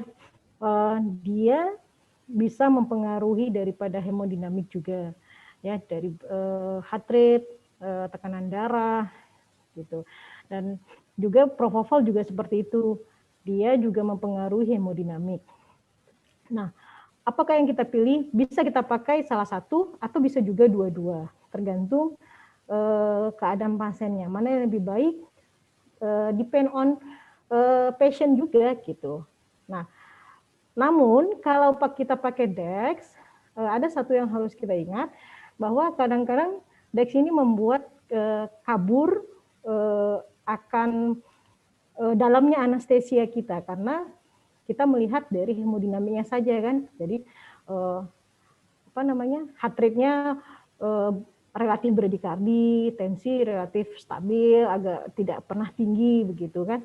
Nah, Namun dia punya kelebihan, dia punya efek analgesia juga gitu dibandingkan dengan propofol. Nah, kalau seandainya kita pakai Dex sendiri, alone sendiri bersama inhalasi, di mana inhalasi kan tujuan kita memakai kombinasi itu biasanya untuk meminimalkan anestesi inhalasi kita kan gitu. Nah, kita harus punya BIS untuk mengetahui kedalaman anestesia kita gitu. Jadi tidak semata-mata hanya dari parameter makro saja, hanya hemodinamik, sehingga kita terkecoh pasiennya itu tidur, tapi ternyata kedalaman anestesinya kurang, gitu, ya kan? Nah, kalau propofol, mungkin kita harus lihat keadaan cardiac instability-nya, gitu ya. Nah, kalau dia terlalu banyak, mungkin jadinya hipotensinya lebih banyak terjadi, gitu. Kalau menurut saya sih seperti itu, gitu. Ya. Mungkin ada tambahan dari Dr. Krismas? Mungkin bagaimana perbedaan antara propofol dan dexmedetomidine sebagai kombinasi dengan anestesi inhalasi ya pada neurosurgical. Menurut saya ya tergantung kondisi anestesi seperti apa yang kita inginkan pada pasien. Ya, nanti kita ketahui propofol dan dexmedetomidine berbeda ya dalam hal dexmedetomidine punya sifat analgetik misalnya. Jadi kalau kita kombinasikan dengan sevofluran sudah tercapai hipnotik dan analgetiknya gitu. Sebenarnya kalau propofol dengan sevofluran misalnya kombinasi belum ada analgetik, mungkin kita harus memikirkan analgetik yang lain misalnya dari opiat atau dari yang lain. Jadi menurut saya dua-duanya bisa dikombinasikan dan yang harus kita pantau itu adalah efek sinergis dari efek samping ya seperti yang sudah disebutkan tadi, bagaimana efeknya terhadap hemodinamik ya seperti yang Dr. Sinta juga bisa terjadi vaskularitas yang berlebihan atau terjadi bradikardi, efek dexmedetomidine ya. Dan mungkin itu saja mungkin menurut saya. Terima kasih. Ya, terima kasih Dr. Krismas sama Dr. Sinta. Ada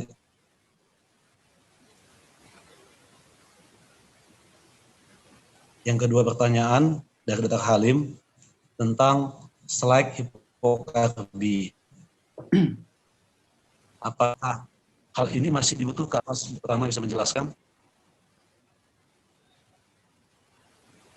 Ke siapa ya pertanyaannya?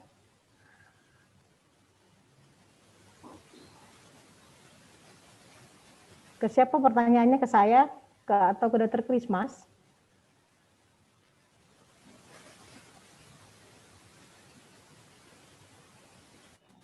Pertanyaannya Halim tentang slide hip. Mungkin Dr. Krismas dulu mungkin. Baik, pertanyaan berikutnya Pak Amsi Lukas, slide hipokarbi untuk manajemen neuroanestesi dengan anestesi inhalasi. Saat ini yang dianut adalah bahwa pasien harus kita selalu usahakan dalam keadaan normokarbi ya, normokapni. Ya, kecuali pada kasus tumor kita boleh slide hipokapni ya. Karena hipokapni itu akan menyebabkan vasokonstriksi sehingga menyebabkan iskemi. Ya, jadi sebenarnya kita hindari. Ya, namun ada juga saya baca bahwa pada anestesi inhalasi itu memang salah satu efeknya adalah CBF yang meningkat, ya CBF yang meningkat yang kemudian yang berujung bisa menyebabkan volume CBV meningkat, ICP meningkat, ya. Jadi dikatakan bahwa pada penggunaan sevofluran apabila digunakan sampai 2 mAc gitu, itu boleh juga gunakan manuver hiperventilasi ya pada saat induksi atau sebelum intubasi. Ya. Namun sebenarnya kita selalu harus berpatokan bahwa pasien harus selalu dalam keadaan normokapni. Ya, mungkin itu dari saya. Terima kasih. Mungkin Dr. Sinta ada tambahan? Ya mungkin hampir sama ya. Slide hipokarbi itu pada keadaan-keadaan tertentu saja kita gunakan, misalnya pada tumor misalnya infratentorial gitu ya, yang memang diperlukan agar terdapat sleek brain. Nah, itu yang bisa kita berikan hipokarbinya. Tapi tetap tidaklah berlama-lama kita memberikan hipokarbi. Karena kalau terlalu hipokarbi akibatnya akan outcome-nya tidak baik gitu, malah menjadi ischemic brain. Begitu. Mungkin begitu dari kami. Ya, terima kasih. Kemudian tadi ada juga yang menanyakan tentang angry brain. Nah, jika ditemukan angry brain berantai operasi, kira-kira gimana? Nah, mungkin bisa dijelaskan apa itu angry brain dan gimana penanganannya. Mungkin Dr. Sinta pertama boleh. Angry brain itu mungkin jadinya UDEM gitu ya, UDEM penyepedaran. Nah, sebenarnya kalau sudah terjadi angry brain durante op itu sebenarnya sulit sekali. Makanya kita wanti-wanti dari awal untuk bisa smooth induction ya, kemudian preoperatifnya tuh yang baik gitu. Jadi pada neurosurgical anestesi itu dibutuhkan perioperatif yang baik gitu. Jadi tidak serta-merta hanya durante op yang kita perhatikan. Sehingga kalau terjadi angry brain durante op itu sulit sebenarnya, sulit. Ya. Jadi ya apa yang bisa kita lakukan ya kita bisa berikan mungkin ya dengan segala cara palingnya, tapi dengan segala konsekuensi juga gitu. Jadi kadang kita jadi latah gitu kan karena brainnya itu udem ya, udem bengkak gitu, terus kita jadi latah langsung hiperventilasi, kemudian lakukan simanitol, tambah lagi 1 gram per kilogram berat badan gitu kan. Jadi over treatment gitu. Ya. Memang ya mau tidak mau kita harus lakukan untuk memberikan lapangan operasi yang baik bagi operator. Tapi sebaiknya jangan sampailah terjadi angry brain durante op. Begitu. Jadi ya bisa saja kita lakukan hiperventilasi, tapi tidaklah berlama-lama gitu. Kita secepat mungkin kembalikan ke normal ventilasinya begitu. Dan kalaupun kita lakukan hiperventilasi, kita harus punya anti-dose CO2 gitu. Mungkin angry brain terjadi itu mungkin persiapan kita yang kurang baik. Mungkin kita tidak pakai anti-dose CO2 atau mungkin inhalasi kita terlalu dalam sehingga CBF-nya meningkat, ICP-nya meningkat dan lain sebagainya. Mungkin begitu. Yang penting adalah perioperatif manajemennya yang baik. Mungkin gitu dari saya. Ya, terima kasih Dr. Sinta. Ada juga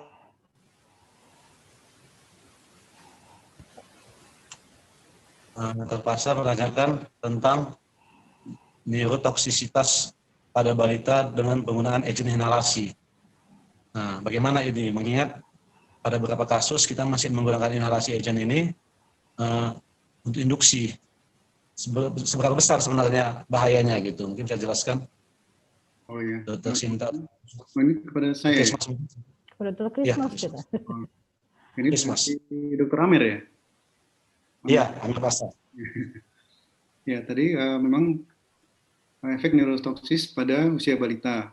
Ya, apakah ini membuat induksi inhalasi tidak lagi dianjurkan? Ya, tadi seperti yang kita ceritakan tadi bahwa memang anestesi volatil ini adalah mempunyai efek yang seperti pedang bermata dua. Ya, dia bukan hanya neurotoksik, tapi dia juga punya sifat neuroprotektif. Yang keduanya mungkin berjalan bersamaan gitu. Ya, tapi semua dari penelitian yang saya utarakan tadi bahwa dari penelitian in vitro ya ditemukan bahwa ada kurang bagus digunakan pada otak yang sedang berkembang ya pada neonatal karena menghambat glutamat itu tadi. Namun juga disebutkan bahwa pada pemakaian single ya, pemakaian tunggal dan mungkin yang nggak terlalu lama sebenarnya tidak berefek jangka panjang. Ya, jadi walaupun neurotoksisitas itu ada, ya mungkin itu kan tergantung dosis, lama dan lama paparan dan ini berapa kali terpapar gitu. Jadi itu yang mungkin bisa kita hindari. Tapi jangan lupa bahwa dia juga punya efek neuroprotektif juga, protektif ya. Jadi tetap masih bisa digunakan. Malah sampai saat ini belum ada anestesi inhalasi yang sebaik isofluran, sevofluran saya rasa untuk induksi ya, yang bisa ditolerir anak ya, tidak iritan jalan nafas dan hemodinamik juga stabil. Ya, mungkin itu, terima kasih. Oke, terima kasih kepada rekan-rekan yang sedang belum mengisi absen juga, mungkin sambil diisi absennya. Sudah ada tadi disediakan di linknya untuk diisi absen sama yang perlu diisi lah. Oke, selanjutnya dari Dr. Primta Bangun ada pertanyaan pada Dr. Sinta tentang isofluran, di mana disebutkan pada MAC 1 sampai 1,4 tidak ada peningkatan BP. Ini BP ini maksudnya apa nih? Brain protection atau apa ya? Nah, kemudian Blood pressure ditanyakan kali ya. blood pressure kali, dalam darah ya. Oke, apakah aman isofluran dipakai pada MAC 1,5 sampai 2? Nah, ini mungkin pertanyaan seputar MAC yang safety lah pada ISO ini. Sinta, persilakan. Ya. Terima kasih. Kalau isofluran dipakai pada, kan tadi jelas ya, kalau di 1,5 sampai di atas 1,4% itu dia bisa menyebabkan kenaikan cerebral blood flow gitu, yang ujung-ujungnya akan meningkatkan ICP begitu. Nah, kalau kita menganut pada neuroanestesi, ya amannya itu dari segi apanya gitu. Kalau dari segi jantungnya mungkin masih bisa ditolerir, tapi kalau untuk neuronya mungkin akan bisa menyebabkan tekanan intrakranial akan semakin meningkat begitu. Jadi sebaiknya dihindari. Menurut saya seperti itu gitu. Mungkin gitu, gimana Dokter Primta?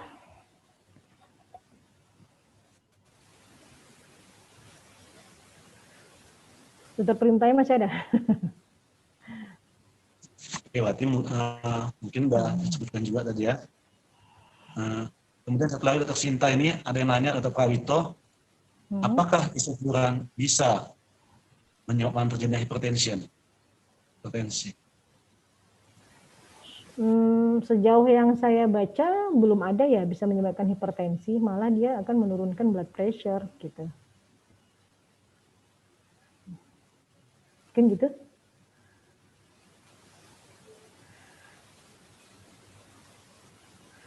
Oke. Kemudian ada lagi pertanyaan tentang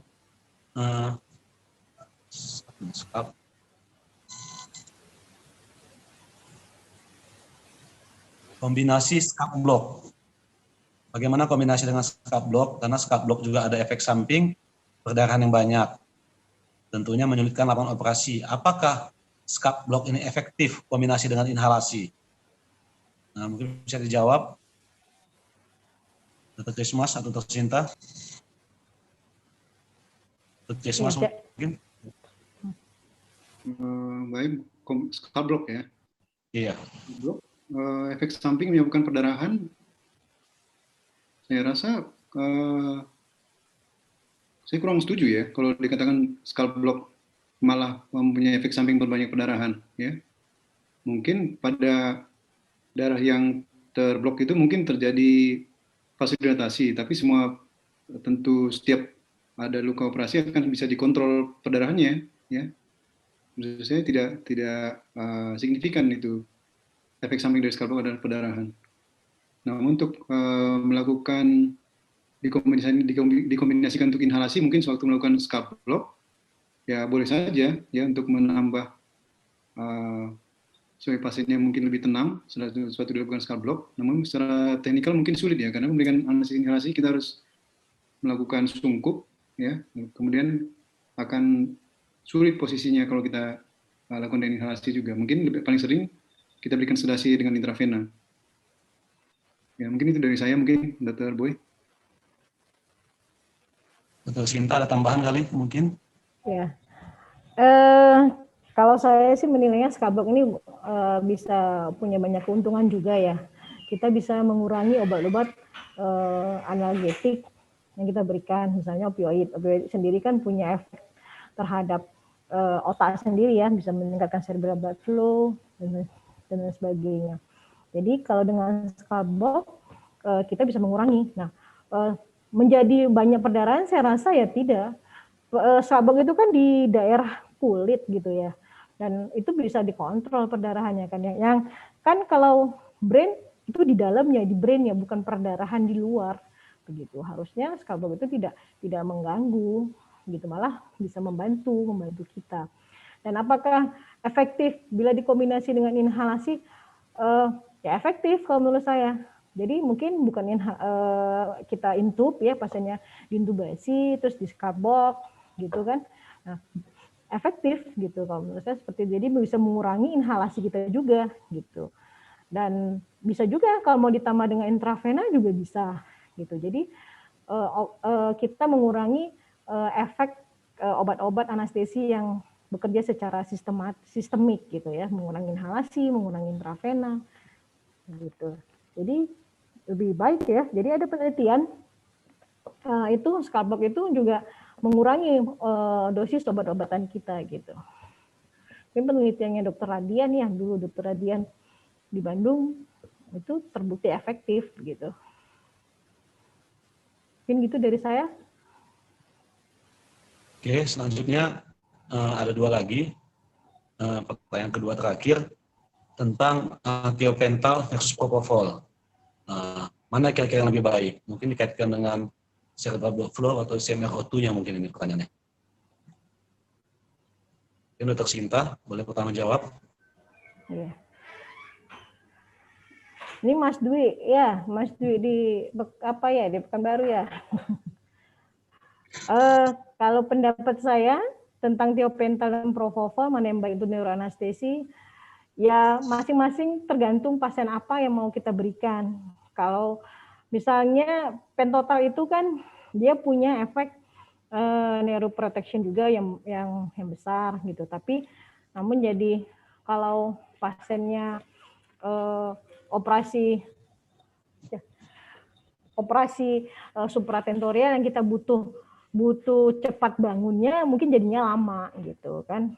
Jadi atau pasien yang butuh obat kita melakukan koma barbiturat, mungkin bisa lebih baik kita pakai thiopental gitu. Jadi tergantung pasien apa yang akan kita berikan gitu. Mungkin begitu saya rasa. Halo. Oke, pertanyaan terakhir mungkin.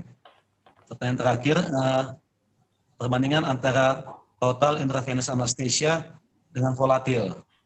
Nah, volatil anesthesia mungkin tadi ISO dan SEVO, kira-kira mana yang lebih superior, mungkin lebih baik mungkin pada neuroanestesia? Mungkin untuk Christmas boleh bantu. Ya, bisa saya coba jawab ya. Sementara gimana nih? Untuk neuroanestesi mana lebih baik TIVA dan volatil seperti itu. Menurut saya dua-duanya bisa kita gunakan dan tidak ada sebenarnya yang mengatakan bahwa TIVA lebih baik atau volatil lebih baik. Yang penting kita tahu ada hal-hal tertentu TIVA juga mempunyai efek samping ya. Seperti misalnya penggunaan propofol bisa menyebabkan emboli lemak, kemudian rhabdomyolysis, dan digunakan untuk jangka panjang kurang disukai, ya. Namun dikatakan bahwa dosisnya di dalam darah itu lebih akurat ya dan lebih stabil dibandingkan volatil. Nah, kelemahan volatil seperti tadi menyebabkan vasodilatasi dan termasuk juga vasodilatasi cerebral yang dalam hal ini TIVA lebih unggul ya. Itu salah satu kerugian dari anestesi volatil. Jadi pada kondisi angry brain kita sering switch dari anestesi volatil ke TIVA gitu. Ya, kelemahan TIVA juga TIVA secara cost lebih mahal, jauh lebih mahal. Ya. Mungkin itu yang bisa saya ini, mungkin Dr. Sinta mungkin bisa menambahkan.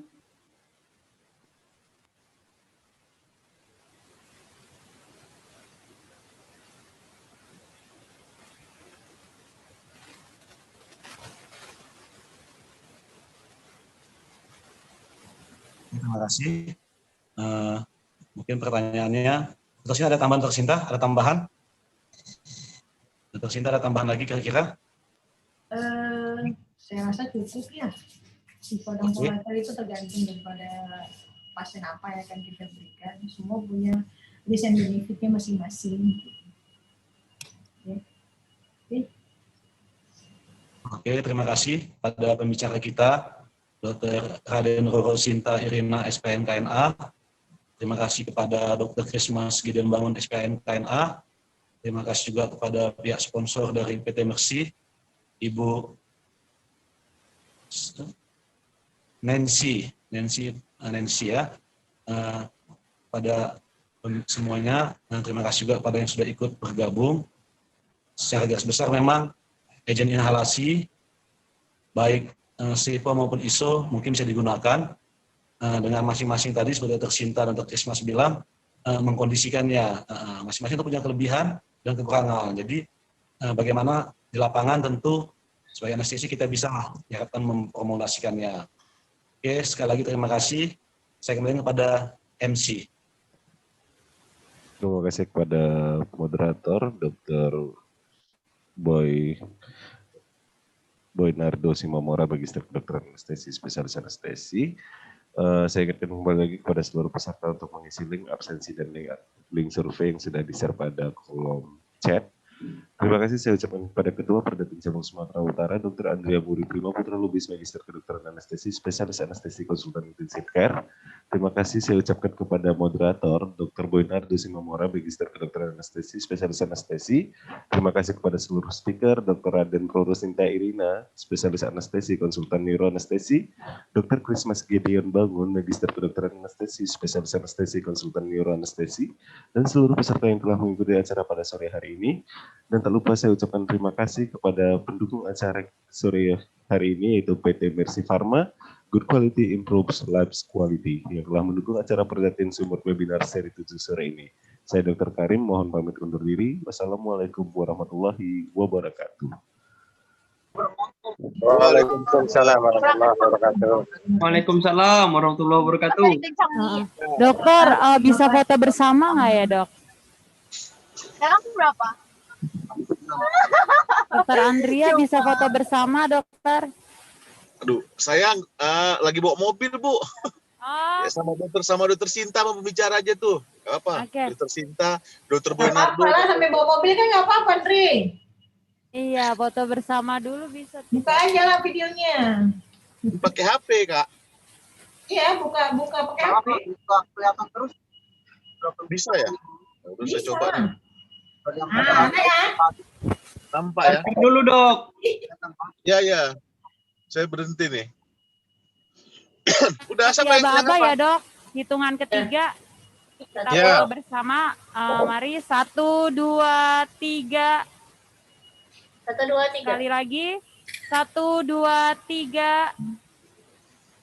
Ya, terima kasih ya Dokter Andrea. Terima kasih ya Pak Wardoyo, Bu Nancy, Pak Yudi. Terima kasih Dokter Andrea, Dokter Krismas, Dokter Sinta, Dokter Tengku. Sampai ketemu lagi. Dokter Krismas Gideon Bangun dan Dokter Boynardo Simamora. Terima kasih. Ya, Dok. Izin live ya. Sama-sama Dokter. Sama Dok. Terima kasih. Saya jelas juga ya.